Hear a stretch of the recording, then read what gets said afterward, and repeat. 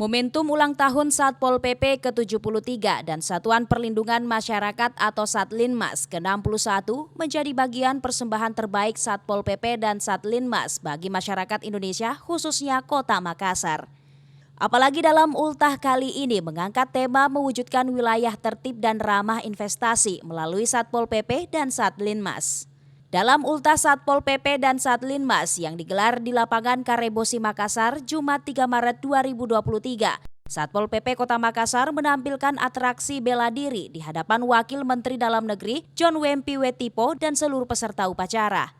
Anggota Satpol PP Kota Makassar, Zulhijar Lahis mengatakan bahwa penampilan atraksi bela diri tersebut sebagai bentuk pembekalan bela diri dalam melaksanakan tugas di lapangan dan mengantisipasi hal-hal yang tidak diinginkan di lapangan, serta sebagai pengembangan diri atlet karate khususnya anggota Satpol PP Kota Makassar. Tentunya hari ini kita menampilkan atraksi bela diri karate Kanas Banding Satpol PP Kota Makassar.